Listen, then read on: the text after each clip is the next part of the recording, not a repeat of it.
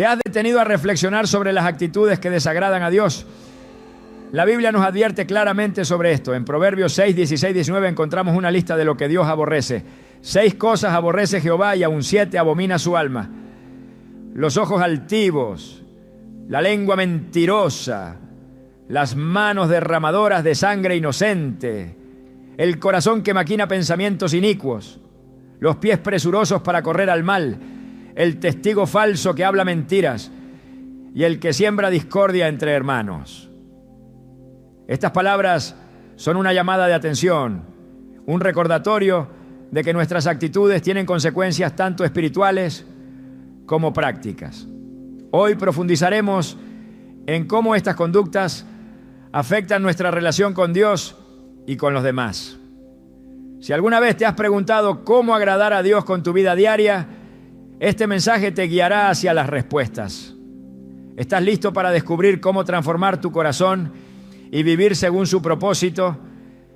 El orgullo, esa disposición que nos lleva a sentirnos superiores a los demás, es mucho más que un simple defecto de carácter. Es una barrera que se levanta entre nosotros y nuestro Creador. Una actitud que desagrada profundamente a Dios y que, como veremos, puede tener consecuencias devastadoras en nuestra vida espiritual. La Biblia nos dice en Proverbios 16, 18: antes del quebrantamiento es la soberbia, y antes de la caída la altivez de espíritu. Este versículo no solo es una advertencia, sino un recordatorio de que el orgullo no es algo que podamos ignorar. Hoy exploraremos cómo esta actitud afecta nuestro caminar con Dios y por qué debemos combatirla con todo nuestro ser. Desde los primeros capítulos de la Biblia encontramos cómo el orgullo se interpuso entre la humanidad y Dios. En el relato de Génesis, cuando Adán y Eva desobedecieron a Dios, no lo hicieron solo por curiosidad, sino porque creyeron que podían ser como Él. La serpiente les dijo: seréis como Dios, sabiendo el bien y el mal. Génesis 3:5. Este deseo de elevarse a una posición que no les correspondía fue la semilla del pecado original. El orgullo les hizo olvidar que ya habían sido creados a imagen y semejanza de Dios, que ya eran valiosos y amados. Este mismo engaño sigue presente hoy, llevándonos a pensar que no necesitamos a Dios o que podemos lograrlo todo por nuestras propias fuerzas. El orgullo tiene muchas caras. A veces se manifiesta en nuestra incapacidad para pedir ayuda, como si admitir una necesidad fuera un signo de debilidad.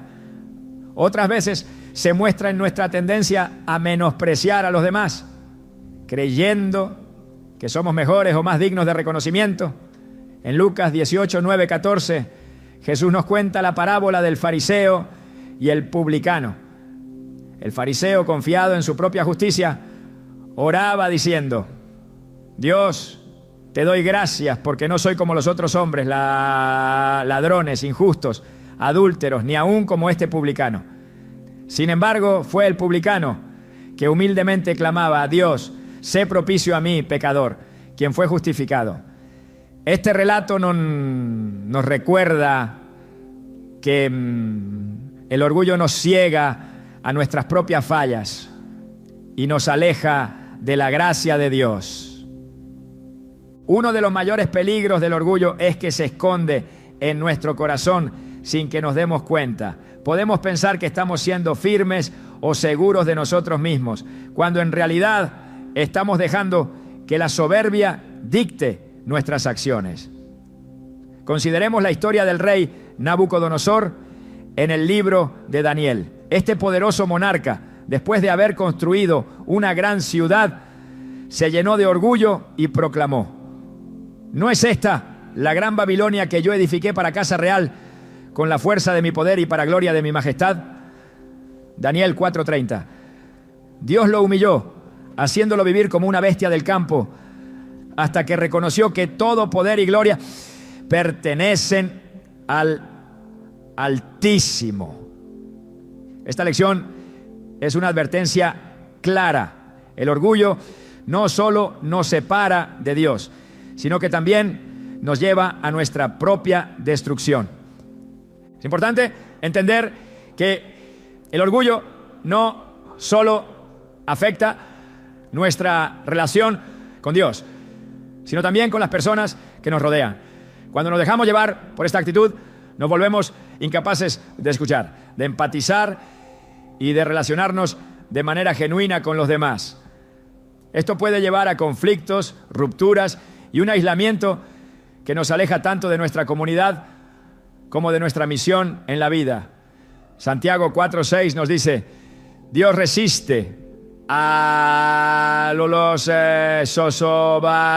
soberbios y da gracia a los humildes. Este versículo no solo revela el corazón de Dios hacia el orgullo, sino que también nos muestra el camino para restaurar nuestras relaciones, la humildad. En un mundo que valora tanto el éxito y la autoafirmación, puede parecer difícil abrazar la humildad como un estilo de vida. Sin embargo, Jesús mismo nos dejó el ejemplo perfecto. En Filipenses 2:6-8 se nos dice que aunque era Dios, se despojó a sí mismo, tomando forma de siervo, hecho semejante a los hombres. Y estando en la condición de hombre, se humilló a sí mismo, haciéndose obediente hasta la muerte, y muerte de cruz. Este acto de humildad no solo redimió al mundo, sino que también nos mostró que la grandeza verdadera se encuentra en el servicio y la obediencia a Dios. Para combatir el orgullo debemos comenzar examinando nuestro corazón con honestidad. Esto requiere valentía, porque reconocer nuestras fallas no es fácil, pero es necesario.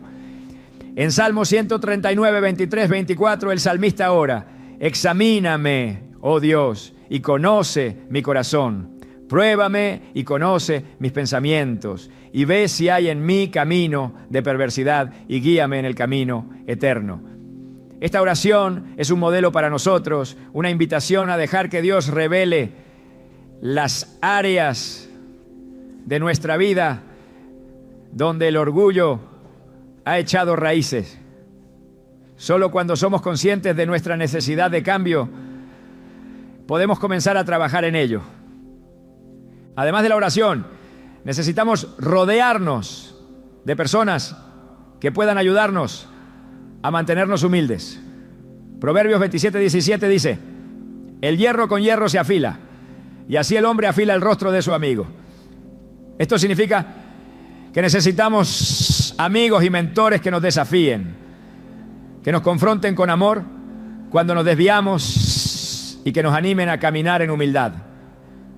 En comunidad podemos aprender a poner a los demás primero, a escuchar y a servir con un corazón sincero. El orgullo, aunque peligroso, no tiene la última palabra. La gracia de Dios está disponible para nosotros, incluso cuando hemos caído en esta trampa. En 1 Juan 1:9 se nos asegura: si confesamos nuestros pecados, Él es fiel y justo para perdonar nuestros pecados y limpiarnos de toda maldad. Este versículo nos recuerda que, sin importar cuánto hayamos dejado que el orgullo nos controle, siempre podemos regresar a Dios y encontrar perdón y restauración. Él no solo nos limpia, sino que también nos da la fuerza para cambiar y vivir de acuerdo con su voluntad. Al final del día, combatir el orgullo no es solo una cuestión de esfuerzo humano. Necesitamos la ayuda del Espíritu Santo para transformar nuestro corazón y renovar nuestra mente. Romanos 12:2 nos exhorta: no os conforméis a este siglo, sino transformaos por medio de la renovación de vuestro entendimiento, para que comprobéis cuál sea la buena voluntad de Dios, agradable y perfecta. Esta transformación es un proceso, uno que requiere tiempo, pero que vale la pena. Cuando dejamos que Dios moldee nuestro corazón, no solo superamos el orgullo, sino que también nos acercamos más a Él y vivimos de una manera que refleja su amor y su gloria. En conclusión, el orgullo es una actitud que desagrada profundamente a Dios, porque nos aleja de su presencia y de su propósito para nuestras vidas. Sin embargo, hay esperanza.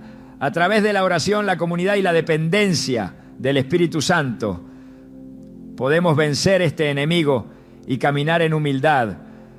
Y al hacerlo, no solo agradamos a Dios, sino que también experimentamos la libertad y la paz que solo Él puede dar. ¿Estás listo para dar este paso y permitir que Dios transforme tu corazón? El cambio comienza hoy. ¿Has considerado alguna vez el peso de tus palabras? La lengua, aunque pequeña, tiene un poder increíble para construir o destruir, para traer luz o sembrar oscuridad. La Biblia nos advierte sobre esto con firmeza. En Proverbios 18, 21 leemos: la muerte y la vida están en poder de la lengua, y el que la ama comerá de sus frutos. Este pasaje nos recuerda que lo que decimos no solo impacta a quienes nos rodean, sino que también refleja el estado de nuestro corazón. Entre las actitudes que más desagradan a Dios está el uso destructivo de nuestra lengua, a través de la mentira y el testimonio falso. Hoy veremos cómo estas prácticas afectan profundamente nuestra relación con Él y el impacto devastador que pueden tener en nuestras vidas. Desde el principio de los tiempos, la mentira ha sido una herramienta del enemigo para desviar a la humanidad del propósito divino. Génesis nos muestra esto en el relato del jardín del Edén, cuando la serpiente tergiversó la verdad al hablar con Eva. En Génesis 3, 4, 5, la serpiente dijo: no moriréis, sino que sabe Dios que el día que comáis de él serán abiertos vuestros ojos y seréis como Dios, sabiendo el bien y el mal. Estas palabras, aunque parecían atractivas, ocultaban una intención destructiva. Así es como opera la mentira. Ofrece algo aparentemente deseable, pero siempre lleva a consecuencias dolorosas. Este primer engaño no solo trajo pecado al mundo, sino que también fracturó la relación perfecta entre el ser humano y Dios. La mentira no es simplemente un error verbal, es una distorsión de la verdad que va en contra de la naturaleza misma de Dios. Jesús, al describir al enemigo, dijo en Juan 8:44, él ha sido homicida desde el principio y no ha permanecido en la verdad porque no hay verdad en él. Cuando habla mentira, de suyo habla, porque es mentiroso y padre de mentira. Este versículo nos muestra que mentir nos alinea con el carácter del enemigo en lugar de reflejar la santidad de nuestro Creador. Dios es un Dios de verdad y toda falsedad es una ofensa directa a su naturaleza. Una de las formas más evidentes en que las mentiras afectan nuestras vidas es en la forma de testimonio falso. En la ley dada a Moisés, Dios incluyó un mandato específico contra esta práctica. Éxodo 20:16 dice: no hablarás contra tu prójimo falso testimonio. Este mandamiento no solo protege a las personas de acusaciones injustas, sino que también subraya la importancia de la justicia y la integridad en las relaciones humanas. En el libro de Proverbios se nos recuerda que Dios aborrece el testigo falso que habla mentiras. Proverbios 6:19, destacando cuán seriamente toma esta actitud. Cuando damos un testimonio falso, no solo estamos lastimando a otros, sino que también estamos rompiendo la confianza en la comunidad y alejándonos de la verdad de Dios. Un ejemplo claro de las consecuencias del testimonio falso se encuentra en el juicio de Jesús. En Mateo 26, 59, 60, se describe cómo los principales sacerdotes y el Sanedrín buscaron falsos testigos para acusarlo, aunque muchos se presentaron, sus testimonios no coincidían, mostrando la debilidad de sus acusaciones.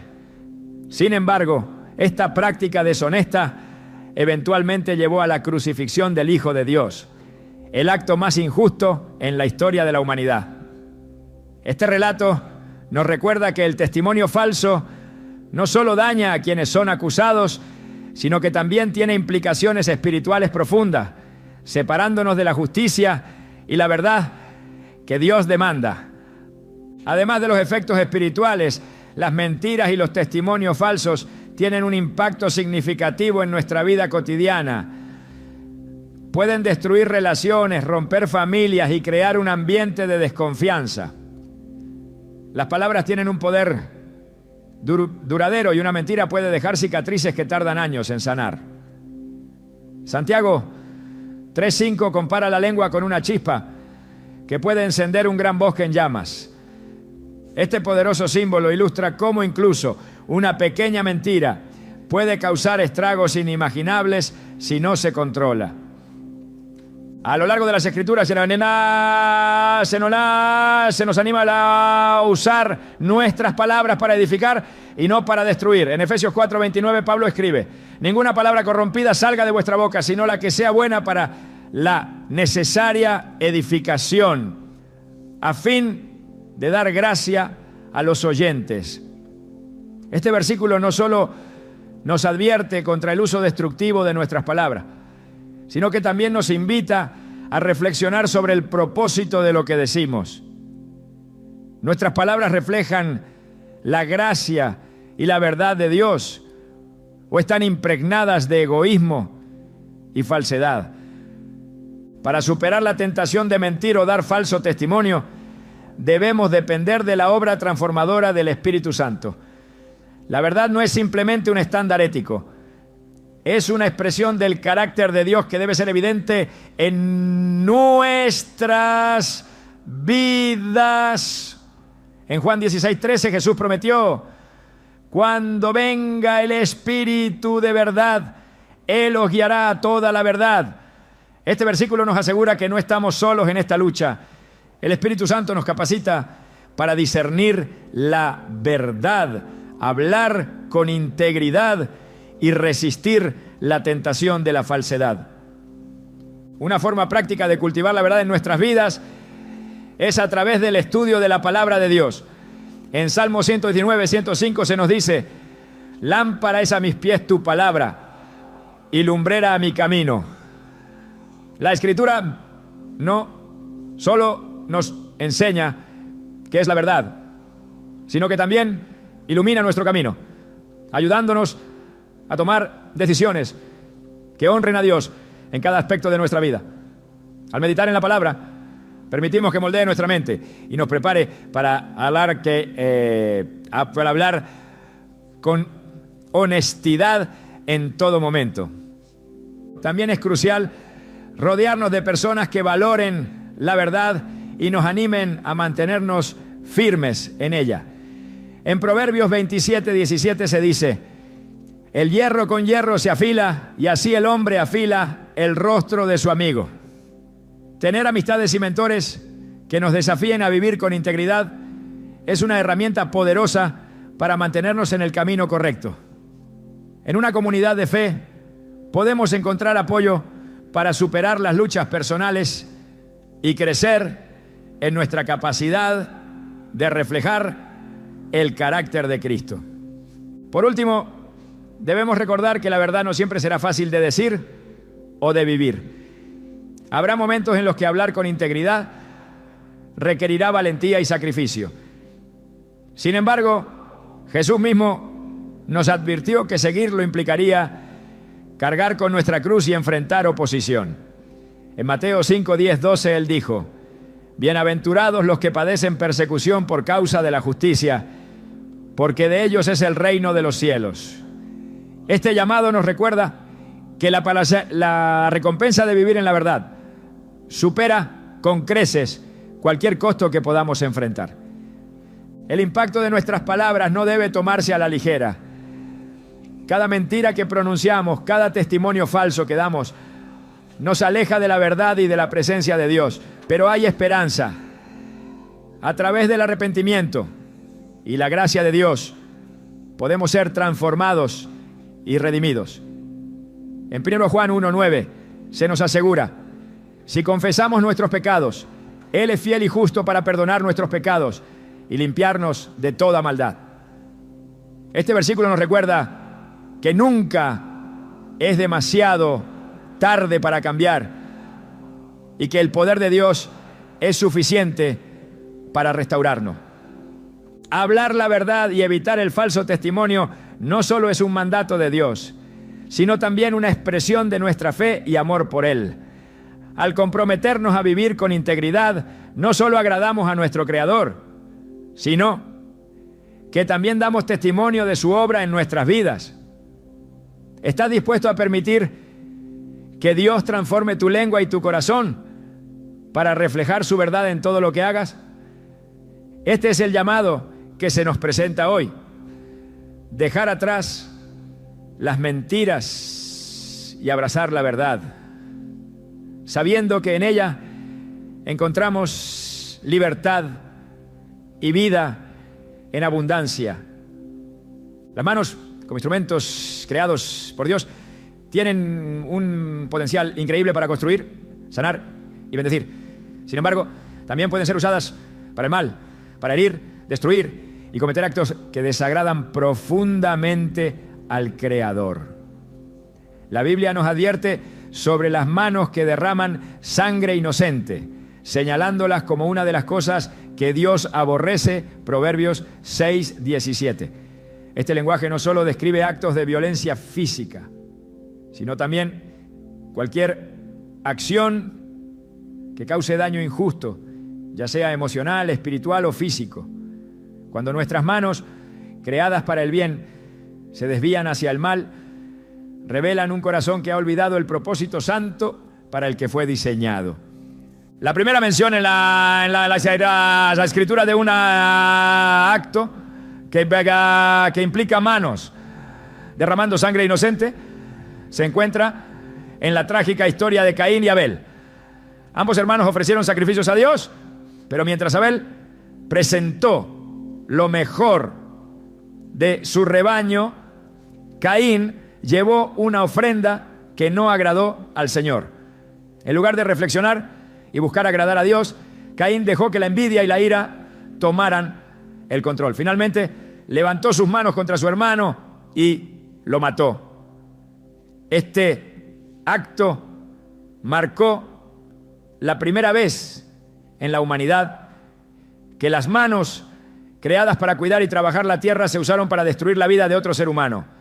Génesis 4:10 nos muestra cómo Dios confronta a Caín diciendo: la voz de la sangre de tu hermano clama a mí desde la tierra. Este pasaje revela la gravedad del acto y cómo Dios escucha el clamor de los inocentes que han sido dañados. Este tipo de actitud no se limita a la violencia física. Las manos que derraman sangre inocente también simbolizan cualquier acción que oprime, hiere o daña a los demás de manera injusta. Cuando permitimos que nuestras acciones perjudiquen a otros, estamos actuando en contra de la voluntad de Dios y nos alejamos de su propósito para nuestras vidas. Isaías 59:2-3 lo describe claramente.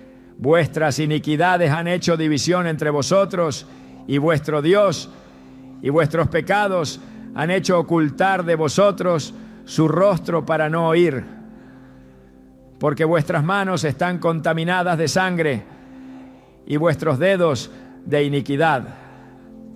Este pasaje conecta nuestras acciones con el estado de nuestra relación con Dios, mostrando que el daño que causamos a otros afecta directamente nuestra comunión con Él. En las Escrituras encontramos múltiples advertencias sobre cómo nuestras manos deben ser usadas para el bien. El apóstol Pablo exhorta en 1 Timoteo 2:8: quiero pues que los hombres oren en todo lugar, levantando manos santas, sin ira ni contienda. Este llamado nos recuerda que nuestras manos fueron diseñadas para elevarse en oración y adoración, no para participar en actos de violencia o discordia.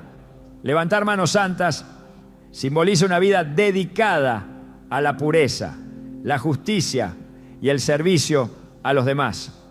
Cuando nuestras manos están contaminadas por el pecado, perdemos la capacidad de reflejar la gloria de Dios en nuestras acciones. Jesús mismo mostró cómo deberían usarse nuestras manos. Durante su ministerio terrenal, utilizó sus manos para sanar, bendecir y restaurar.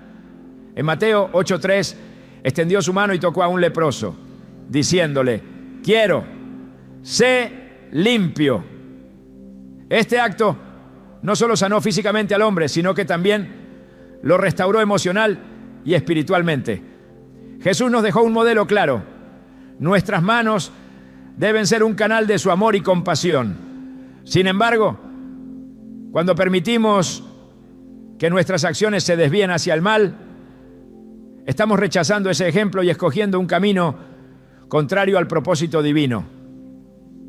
El daño que causamos con nuestras acciones puede tener consecuencias que se extienden más allá de lo visible. Cuando actuamos de manera injusta, no solo herimos a quienes nos rodean, sino que también sembramos semillas de dolor y división en la comunidad. Santiago 3:16 advierte: porque donde hay celos y contención, allí hay perturbación y toda obra perversa. Este versículo subraya cómo las actitudes y acciones destructivas no solo afectan a los individuos directamente involucrados, sino que también crean un ambiente de caos y desorden que se extiende a otros. Para evitar que nuestras manos se conviertan en instrumentos de daño, debemos comenzar por examinar nuestras intenciones y nuestro corazón. En Salmos 24:3-4 se pregunta: ¿quién subirá al monte de Jehová? ¿Y quién estará en su lugar santo? El limpio de manos y puro de corazón. Este pasaje conecta la pureza externa con la interna, mostrando que nuestras acciones son un reflejo directo del estado de nuestro corazón. Si permitimos que el pecado habite en nuestro interior, inevitablemente se manifestará en nuestras acciones. Por eso es esencial buscar constantemente la guía de Dios y pedirle que purifique nuestro corazón. La oración es una herramienta poderosa para alinear nuestras acciones con la voluntad de Dios. En el Salmo 139, 23, 24, el salmista clama: examíname, oh Dios, y conoce mi corazón. Pruébame y conoce mis pensamientos, y ve si hay en mí camino de perversidad, y guíame en el camino eterno. Esta oración nos invita a permitir que Dios revele las áreas de nuestra vida donde necesitamos cambiar y crecer. Solo cuando nos sometemos a su guía, podemos asegurarnos de que nuestras acciones reflejen su amor y justicia. Además de la oración, debemos buscar activamente oportunidades para usar nuestras manos como instrumentos de bendición. En Efesios 4:28, Pablo anima: el que hurtaba, no hurte más, sino trabaje, haciendo con sus manos lo que es bueno, para que tenga que compartir con el que padece necesidad. Este versículo no solo nos exhorta a evitar el mal, sino que también nos llama a usar nuestras manos para hacer el bien. El trabajo honesto, el servicio a los demás y la generosidad son maneras de honrar a Dios con nuestras acciones. Es importante recordar que aunque nuestras manos hayan causado daño en el pasado, Dios ofrece la oportunidad de redención. En Isaías 1:18 Él dice: venid luego, dice Jehová, y estemos a cuenta. Si vuestros pecados fueren como la grana, como la nieve serán emblanquecidos. Si fueren rojos como el carmesí, vendrán a ser como blanca lana. Este versículo nos da esperanza, recordándonos que no importa cuán lejos nos hayamos desviado, siempre podemos regresar a Dios y ser restaurados. Su gracia no solo nos perdona, sino que también nos transforma, permitiéndonos vivir de acuerdo con su propósito. Las manos que derraman sangre inocente no son solo una metáfora de la violencia física, sino un recordatorio de que cada acción tiene un peso espiritual.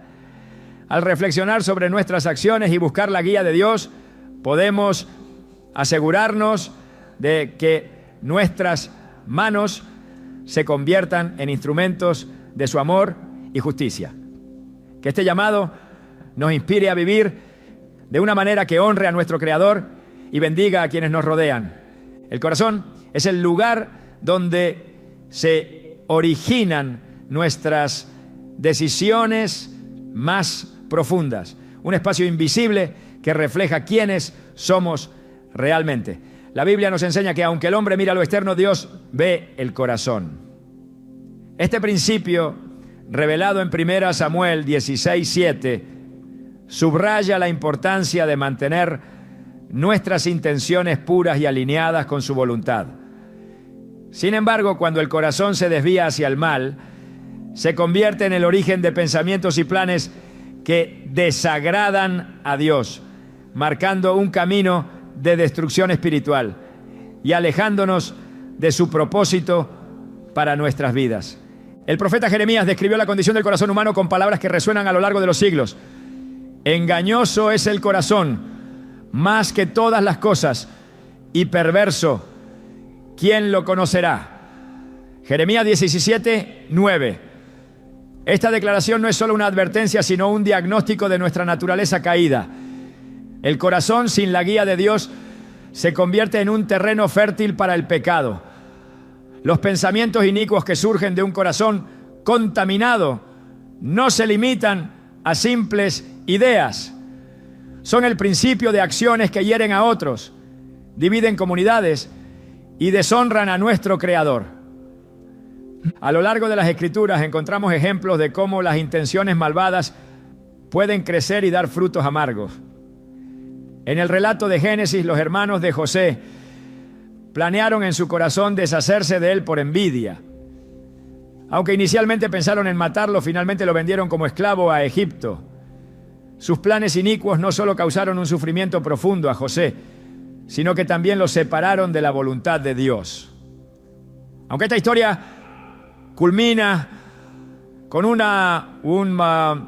acto de reconciliación y restauración, nos recuerda que las intenciones del corazón no son neutrales. Siempre tienen un impacto, ya sea para bien o para mal. El corazón que maquina el mal no solo afecta a quienes están directamente involucrados en nuestras decisiones, sino que también nos lleva a alejarnos de Dios. En Isaías 59:7-8 se describe el camino de aquellos que planean el mal. Sus pies corren hacia el mal, se apresuran a derramar sangre inocente. Sus pensamientos son pensamientos de iniquidad, desolación y quebrantamiento hay en sus caminos.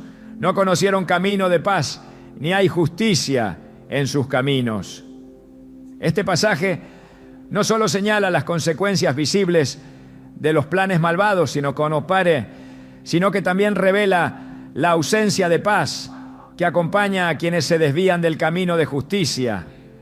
Cuando permitimos que los pensamientos inicuos echen raíces en nuestro corazón, nos encontramos en un estado de constante conflicto interno, lejos de la paz que solo Dios puede dar. La gravedad de las intenciones ocultas radica en que muchas veces no son visibles para otros.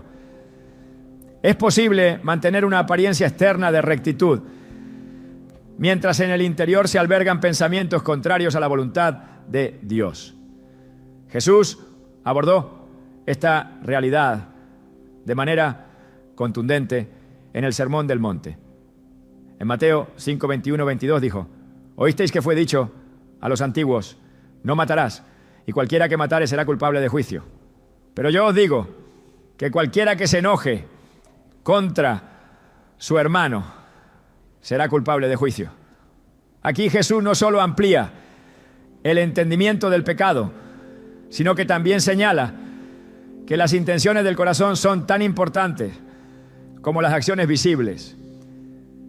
Esta enseñanza revela que Dios no solo evalúa lo que hacemos, sino también lo que albergamos en nuestro interior. La solución para un corazón que maquina el mal no se encuentra en un cambio superficial, sino en una transformación profunda. David, después de su pecado con Betsabé, clamó a Dios con palabras que aún hoy nos inspiran. Crea en mí, oh Dios, un corazón limpio y renueva un espíritu recto dentro de mí. Salmos 51, 10. Este ruego no es solo un reconocimiento de su pecado, sino también una petición de regeneración. Solo Dios puede purificar un corazón contaminado y restaurarlo a su propósito original. Este proceso no es instantáneo, sino un caminar constante de arrepentimiento, obediencia y comunión con Él. El arrepentimiento no es simplemente un sentimiento de remordimiento, es un cambio de dirección.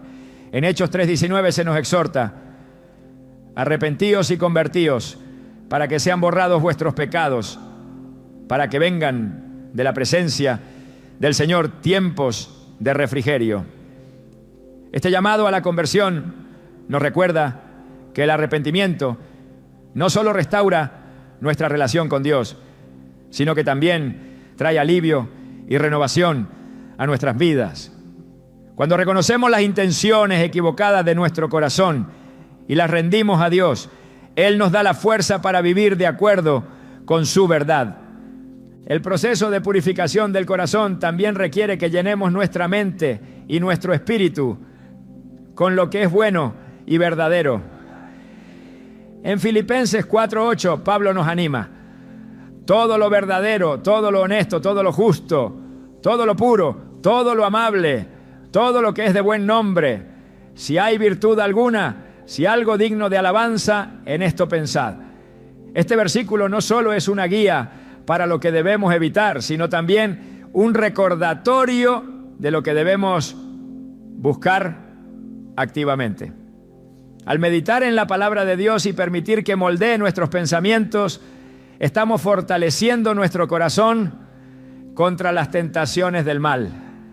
La transformación de nuestras intenciones no es solo un acto personal, sino que también tiene un impacto en quienes nos rodean. Cuando nuestras acciones están guiadas por un corazón alineado con la voluntad de Dios, podemos ser un reflejo de su amor y justicia.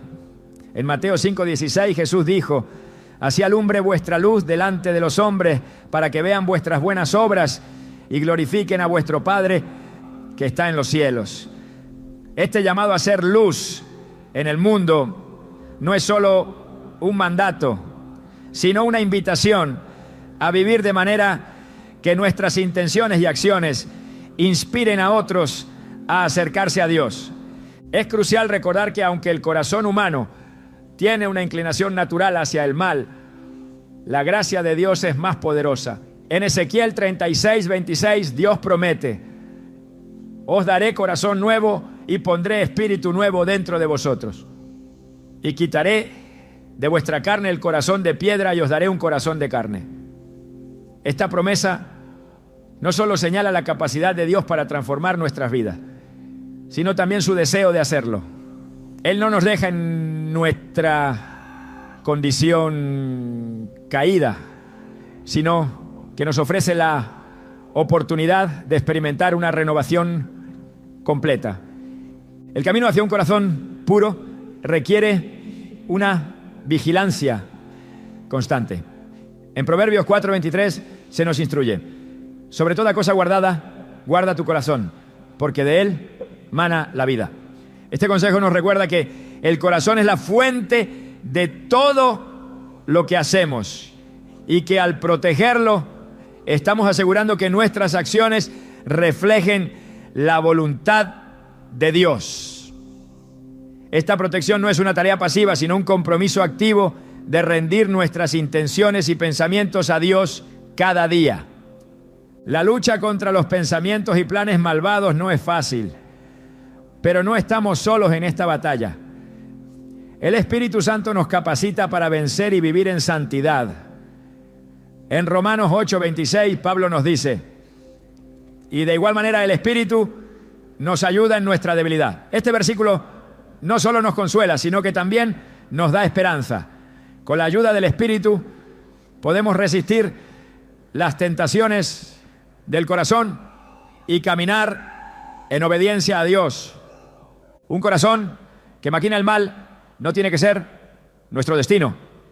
Con la ayuda de Dios podemos experimentar una transformación completa que nos permita vivir de acuerdo con su propósito. Al rendir nuestras intenciones a Él, alinear nuestros pensamientos con su palabra y depender de su Espíritu, podemos reflejar su carácter en todo lo que hacemos. Este es el llamado para cada uno de nosotros. Permitir que Dios transforme nuestro corazón para que sea un canal de su amor, paz y justicia en un mundo que desesperadamente necesita su luz. Las decisiones que tomamos cada día reflejan el estado de nuestro corazón y nuestra relación con Dios. A veces, en el impulso del momento, nuestras acciones parecen inevitables, como si fueran la única opción disponible. Sin embargo, la Biblia nos advierte sobre el peligro de los pies presurosos hacia el mal, una actitud que surge cuando nuestras elecciones están marcadas por la prisa y el descuido, en lugar de la reflexión y la guía divina. Esta actitud, lejos de ser inofensiva, desagrada profundamente a Dios, pues revela un espíritu que actúa sin considerar su voluntad. Isaías 59:7 describe con claridad esta condición. Sus pies corren hacia el mal y se apresuran a derramar sangre inocente. Sus pensamientos son pensamientos de iniquidad, destrucción y quebrantamiento hay en sus caminos. Este pasaje señala no solo la gravedad de estas acciones, sino también el daño que causan tanto a quienes las cometen como a quienes las sufren. La prisa por actuar sin sabiduría no es nueva en la historia de la humanidad. Desde los primeros relatos bíblicos encontramos ejemplos de cómo los impulsos descontrolados llevan a resultados desastrosos. En el libro de Éxodo, el pueblo de Israel, después de haber experimentado la liberación milagrosa de Dios, se apresuró a construir un becerro de oro mientras Moisés estaba en el monte Sinaí recibiendo la ley. En lugar de esperar pacientemente la dirección de Dios, cayeron en la idolatría. Éxodo 32:8 describe esta tragedia. Pronto se han apartado del camino que yo les mandé. Se han hecho un becerro de metal fundido y lo han adorado. Este acto impulsivo no solo fue una traición al pacto con Dios, sino que también resultó en consecuencias devastadoras para la comunidad. Cuando nos dejamos llevar por el impulso, nuestra capacidad de discernir entre el bien y el mal se ve comprometida. La Biblia nos llama repetidamente a caminar con sabiduría y a no actuar con precipitación. En Proverbios 19:2 se nos advierte: el alma sin ciencia no es buena, y aquel que se apresura con los pies peca. Este versículo no solo subraya la importancia de buscar conocimiento antes de actuar, sino que también revela cómo la falta de reflexión puede llevarnos al pecado. Dios nos llama a vivir en obediencia, y eso incluye detenernos para buscar su dirección antes de tomar decisiones. Los pies apresurados hacia el mal son un reflejo de una vida desconectada de la comunión con Dios. Cuando actuamos sin buscar su guía, estamos diciendo con nuestras acciones que confiamos más en nuestra propia comprensión que en su sabiduría. En Jeremías 10:23, el profeta reconoce esta verdad al decir: conozco, oh Jehová, que el hombre no es señor de su camino, ni del hombre que camina es el ordenar sus pasos. Este reconocimiento nos invita a rendir nuestra voluntad a Dios y a permitir que Él dirija cada aspecto de nuestra vida. Solo cuando confiamos en su dirección podemos evitar los errores que surgen de nuestras propias decisiones impulsivas. La paciencia es un atributo esencial para quienes desean vivir de acuerdo con la voluntad de Dios. Santiago 1:19 nos instruye: por esto, mis amados hermanos, todo hombre sea pronto para oír, tardo para hablar, tardo para airarse. Este consejo no solo se aplica a nuestras palabras, sino también a nuestras acciones. Al practicar la paciencia permitimos que Dios obre en nuestras vidas y nos dé claridad antes de actuar. Esta disposición no es fácil en un mundo que valora la inmediatez, pero es esencial para evitar los peligros de los pies apresurados hacia el mal. Jesús, durante su ministerio, mostró la importancia de actuar con propósito y reflexión. Aunque enfrentó constantemente demanda y expectativas de quienes lo rodeaban, nunca permitió que la prisa dictara sus decisiones.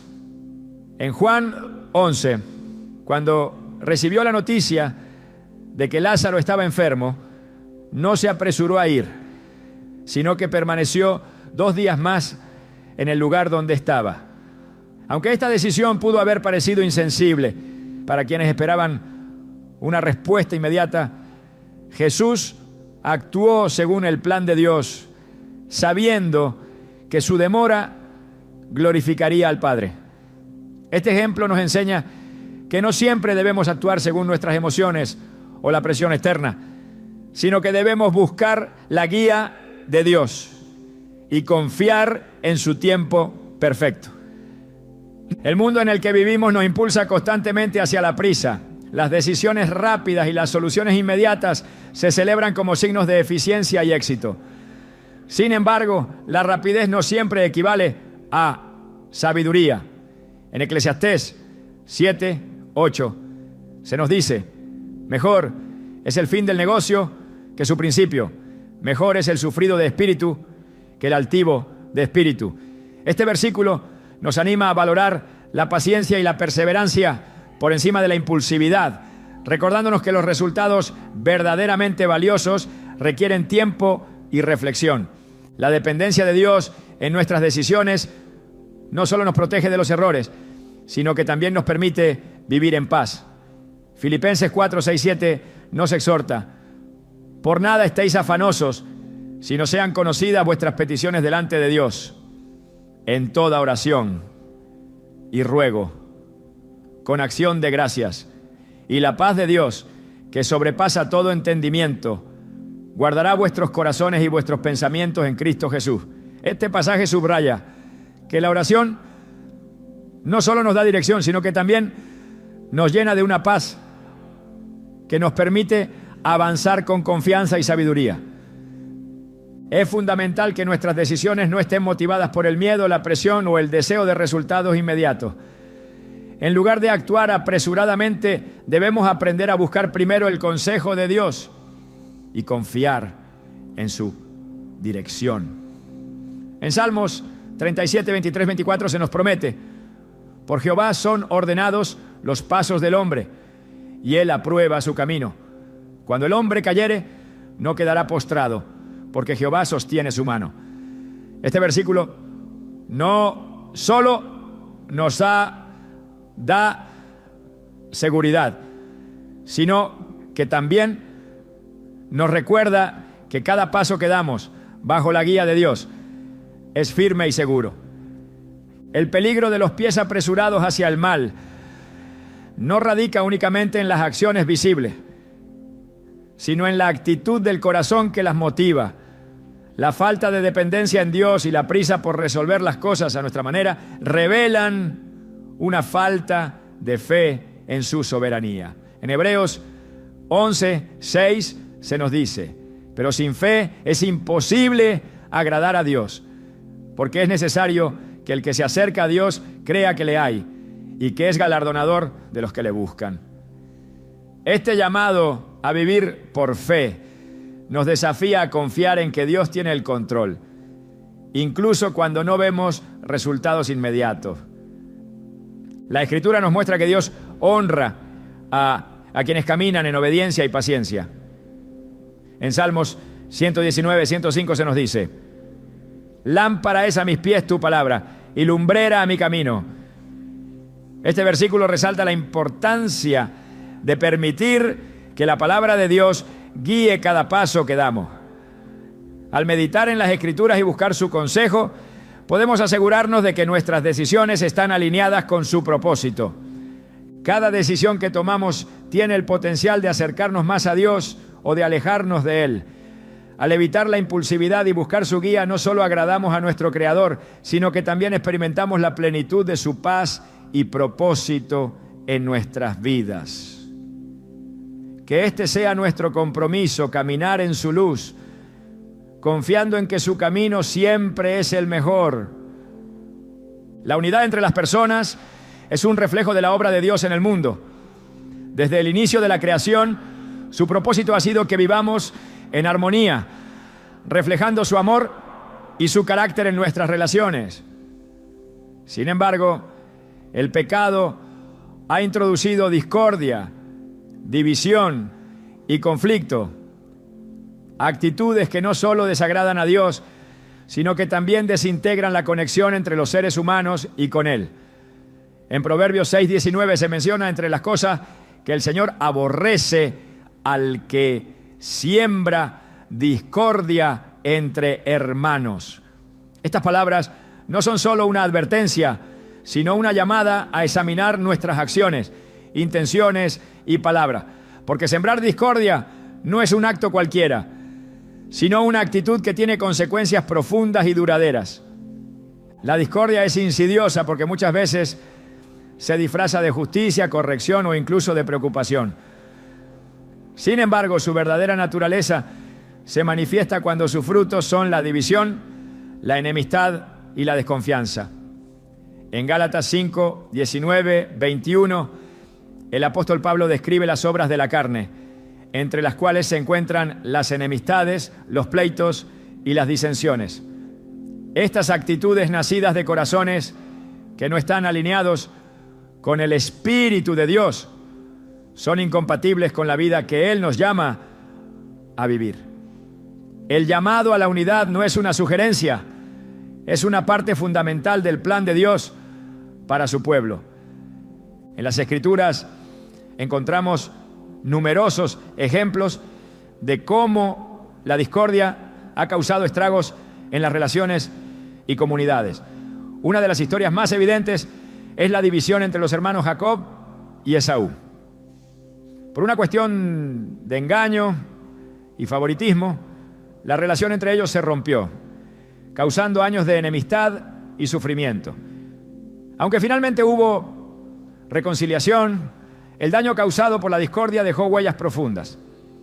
Este relato nos enseña que el conflicto puede surgir incluso entre aquellos que están llamados a caminar juntos, pero también que el deseo de restaurar las relaciones es esencial para alinearnos con la voluntad de Dios. Dios es un Dios de paz y todo lo que genera división está en oposición a su carácter. En 1 Corintios 14, 33 se nos recuerda que Dios no es un Dios de confusión, sino de paz. Por esta razón, cualquier acto que siembre discordia no solo desagrada a Dios, sino que también contradice su naturaleza. La paz no es simplemente la ausencia de conflicto, sino un estado de armonía y unidad que refleja su presencia en nuestras vidas. Cuando actuamos de manera que fomentamos la discordia, nos alejamos de este estado y nos convertimos en instrumentos de desunión. La semilla de la discordia a menudo se siembra a través de palabras descuidadas o malintencionadas. En Santiago 3, 5, 6 se compara la lengua con un fuego que puede encender grandes bosques. Este pasaje subraya el tetelá, poder de las palabras para destruir o edificar. Cuando usamos nuestra lengua para criticar, chismear o sembrar sospechas, estamos participando en una actitud que no solo hiere a los demás, sino que también deshonra a Dios. Cada palabra que pronunciamos debe ser un reflejo de su amor y su verdad, no un medio para dividir o causar daño. La raíz de la discordia a menudo se encuentra en el orgullo y la falta de humildad. Filipenses 2:3 nos exhorta: nada hagáis por contienda o por vanagloria, antes bien con humildad, estimando cada uno a los demás como superiores al mismo.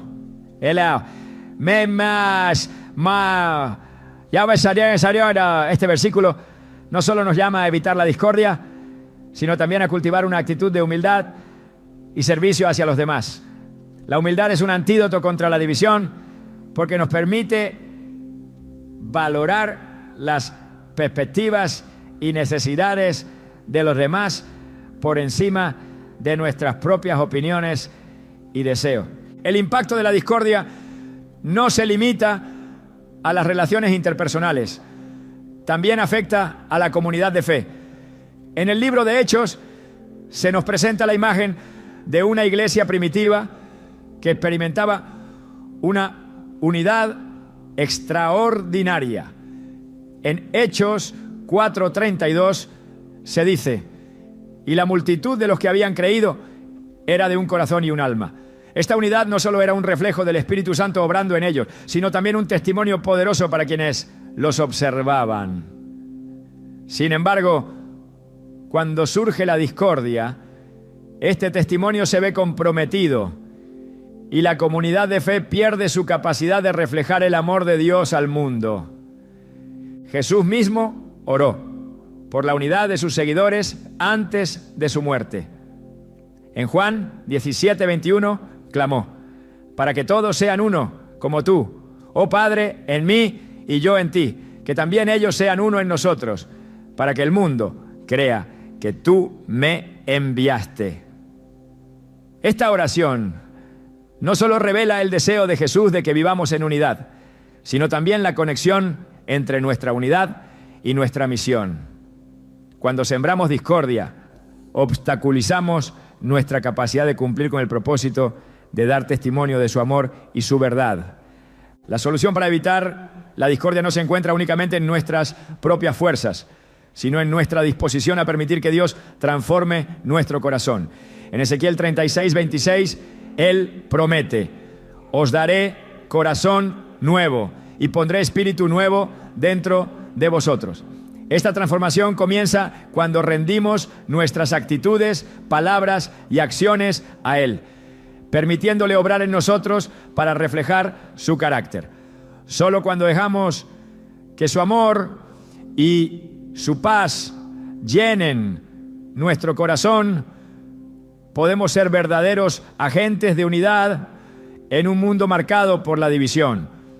Además de buscar la transformación personal, debemos esforzarnos por fomentar la reconciliación en nuestras relaciones.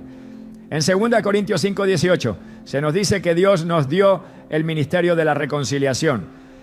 Este ministerio no es opcional, es una parte integral de nuestra identidad como hijos de Dios. Reconciliar no siempre es fácil, pero es esencial para reflejar el corazón de nuestro Creador. En Romanos 12:18 se nos exhorta: si es posible, en cuanto dependa de vosotros, estad en paz con todos los hombres. Este versículo subraya que, aunque no siempre podemos controlar las acciones de los demás, tenemos la responsabilidad de buscar la paz en la medida en que esté en nuestras manos. La discordia puede parecer algo pequeño, pero sus efectos son profundos y duraderos. Al sembrar división, no solo dañamos nuestras relaciones, sino que también obstaculizamos la obra de Dios en nuestras vidas y comunidades. Pero hay esperanza. A través del arrepentimiento, la transformación y la búsqueda de la paz, podemos superar esta actitud y vivir de una manera que honre a nuestro Creador. Que nuestras palabras y acciones reflejen siempre el amor y la unidad que Dios desea para su pueblo, y que seamos instrumentos de su paz en un mundo que tanto la necesita. La conclusión de un tema tan profundo como las actitudes que desagradan a Dios no puede limitarse a una simple recapitulación de ideas. Al abordar un llamado a la transformación, debemos ir más allá de las listas y advertencias, sumergiéndonos en la profundidad del propósito divino para nuestras vidas. El propósito no es solo evitar lo que desagrada a Dios, sino alinearnos con su corazón, permitiendo que nuestra existencia refleje su carácter y amor. Este no es un acto superficial ni una tarea ocasional. Es un compromiso de vida que nos transforma desde adentro hacia afuera. Dios nos creó para reflejar su gloria. Desde el principio su diseño fue perfecto. Un retrato de su santidad y justicia, inscrito en cada uno de nosotros. Génesis 1:27 nos recuerda que fuimos hechos a su imagen y semejanza, lo que significa que no solo compartimos un vínculo con Él, sino que también estamos llamados a manifestar su naturaleza en todo lo que hacemos. Cada pensamiento, cada palabra y cada acción debería ser un reflejo de quién es Dios. Sin embargo, cuando nuestras actitudes se desvían de este propósito, no solo nos alejamos de Él, sino que también distorsionamos el testimonio que estamos llamados a dar al mundo. Las actitudes que desagradan a Dios son un recordatorio de que hay una batalla constante entre nuestra carne y su espíritu. En Gálatas 5:17 Pablo escribe: porque el deseo de la carne es contra el espíritu y el del espíritu es contra la carne. Y estos se oponen entre sí para que no hagáis lo que quisierais. Esta lucha interna es una realidad para cada creyente, pero no estamos destinados a librarla solos. La presencia de Dios en nuestras vidas no solo nos fortalece, sino que también nos guía hacia la victoria. Él no espera que enfrentemos nuestras debilidades con nuestras propias fuerzas, sino que depositemos nuestra confianza en su poder transformador. El enfoque no debe centrarse únicamente en evitar lo que está mal, sino en buscar lo que es santo. En Filipenses 4:8, Pablo nos da una guía práctica para redirigir nuestras mentes. Todo lo que es verdadero, todo lo honesto, todo lo justo, todo lo puro, todo lo amable, todo lo que es de buen nombre, si hay virtud alguna, si hay algo digno de alabanza, en esto pensad. Este llamado no es simplemente una sugerencia para pensar positivamente, sino una invitación a alinear nuestra mente y corazón con lo que agrada a Dios. Al enfocarnos en su bondad, desplazamos las actitudes que desagradan su corazón. Dios desea que vivamos con propósito, no como quienes simplemente evitan el pecado, sino como aquellos que abrazan su voluntad con gozo. En Efesios 2:10 se nos dice que somos hechura suya, creados en Cristo Jesús para buenas obras, las cuales Dios preparó de antemano para que anduviésemos en ellas. Este versículo subraya que nuestra vida tiene un propósito eterno, diseñado específicamente por Dios. Cada actitud que cultivamos, cada decisión que tomamos y cada acción que realizamos debe estar alineada con este propósito. Vivir de acuerdo con su voluntad no solo nos beneficia a nosotros, sino que también tiene un impacto en quienes nos rodean, mostrándoles el poder transformador de su amor. La clave para superar las actitudes que desagradan a Dios no radica únicamente en la obediencia, sino en la relación. Jesús dejó claro que nuestra conexión con Él es la fuente de todo fruto espiritual. En Juan 15:5, Él dijo: yo soy la vid, vosotros los pámpanos. El que permanece en mí y yo en él, éste lleva mucho fruto, porque separados de mí nada podéis hacer. Permanecer en Cristo no es solo una cuestión de disciplina espiritual, sino de dependencia total. Es reconocer que sin su presencia activa en nuestra vida, nuestras mejores intenciones carecen de poder para transformar nuestro corazón y nuestras actitudes. La gracia de Dios no solo nos capacita para evitar lo que está mal, sino que también nos transforma para desear lo que es bueno. En Tito 2:11-12 se nos dice: porque la gracia de Dios se ha manifestado para salvación a todos los hombres, enseñándonos que renunciando a la impiedad y a los deseos mundanos, vivamos en este siglo sobria, justa y piadosamente. Este pasaje destaca que la gracia no solo es el medio por el cual somos salvados, sino también la fuerza que nos capacita para vivir de acuerdo con el diseño de Dios. Cada día es una oportunidad para depender de su gracia y permitir que moldee nuestras actitudes hacia su imagen. La transformación espiritual no ocurre en el vacío. Dios nos ha colocado en comunidades de fe para ayudarnos a crecer y sostenernos unos a otros. En Hebreos 10, 24, 25 se nos anima: considerémonos unos a otros para estimularnos al amor y a las buenas obras, no dejando de congregarnos como algunos tienen por costumbre, sino exhortándonos, y tanto más cuanto veis que aquel día se acerca. Este llamado a la comunión no solo fortalece nuestra fe, sino que también nos ayuda a identificar y corregir actitudes que desagradan a Dios. Al caminar juntos podemos reflejar mejor su amor y su santidad. Jesús nos mostró que el amor es la esencia de la vida que agrada a Dios. Cuando los fariseos le preguntaron cuál era el gran mandamiento en la ley, su respuesta fue clara: amarás al Señor tu Dios con todo tu corazón y con toda tu alma y con toda tu mente. Este es el primero y grande mandamiento. Y el segundo es semejante: amarás a tu prójimo como a ti mismo. Mateo 22, 37, 39. Este mandamiento no solo resume la ley, sino que también revela que todas nuestras actitudes deben estar enraizadas en el amor. Cada pensamiento, palabra y acción debe fluir de nuestro amor por Dios y por los demás.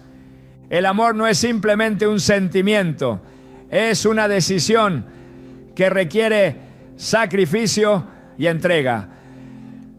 En 1 Corintios 13, 4, 7, Pablo describe las características del amor. El amor es sufrido, es benigno, el amor no tiene envidia, el amor no es jactancioso, no se envanece, no hace nada indebido, no busca lo suyo, no se irrita, no guarda rencor. Este amor no solo nos ayuda a evitar las actitudes que desagradan a Dios, sino que también nos lleva a actuar en formas que reflejan su carácter. Amar como Él nos ama transforma nuestras relaciones, nuestro propósito y nuestra perspectiva de la vida. Dios nos llama a una vida de santidad, no como un estándar inalcanzable, sino como una meta que Él mismo nos capacita para alcanzar. En 1 Pedro 1, 15, 16 se nos instruye: como aquel que os llamó es santo, sed también vosotros santos en toda vuestra manera de vivir, porque escrito está: sed santos, porque yo soy santo. Este llamado a la santidad no es una carga, sino una invitación a vivir en la plenitud de su propósito. La santidad no se trata solo de lo que evitamos, sino de lo que abrazamos: la bondad, la justicia y la misericordia que reflejan a nuestro Creador. Mientras reflexionamos sobre las actitudes que desagradan a Dios, recordemos que su deseo no es simplemente corregirnos, sino transformarnos. Él no nos llama a evitar el pecado por temor, sino a vivir en santidad por amor.